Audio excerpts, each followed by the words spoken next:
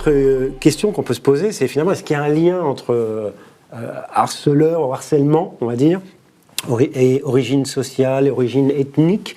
C'est des questions que se posent parfois certaines personnes, et c'est une question qu'on a posée également à Benoît Galland. Regardez. Alors on pourrait penser que l'origine sociale ou l'origine ethnique des élèves va jouer un rôle dans qui est auteur ou qui est victime. Parce qu'on a cette image, et d'ailleurs il y a d'autres problématiques qui sont vraiment liées à l'origine sociale. Par exemple, on sait qu'en fonction qu'on vient d'un milieu favorisé ou défavorisé, on a des risques différents dans la vie.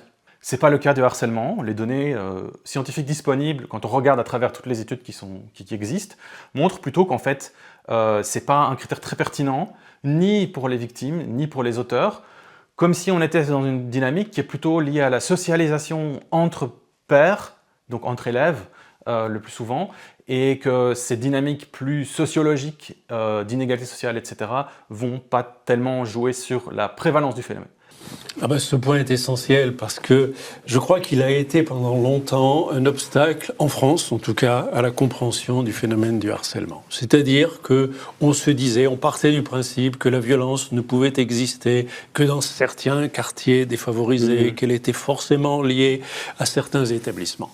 Or, ce qu'ont montré les travaux de recherche sur la question du harcèlement, c'est que le harcèlement, il est réparti également partout. Et Benoît Galland est trop modeste pour le dire, mais il est l'auteur d'une étude absolument remarquable dans laquelle il a comparé la Belgique, la France et le Canada français, et dans lequel il s'est rendu compte que le taux de harcèlement était rigoureusement identique, quel que soit le milieu social. Mais dans la recherche française, il y avait quand même des réticences. Et l'idée qu'il puisse exister une violence qui n'est pas d'autre origine que l'école elle-même et qui soit étrangère aux déterminismes sociaux, ça c'était une chose qui avait quand même beaucoup de mal à passer dans la recherche française. Et puis peut-être aussi aujourd'hui, il y a certains établissements qui se disent « Oh, mais il n'y a pas de ça chez nous.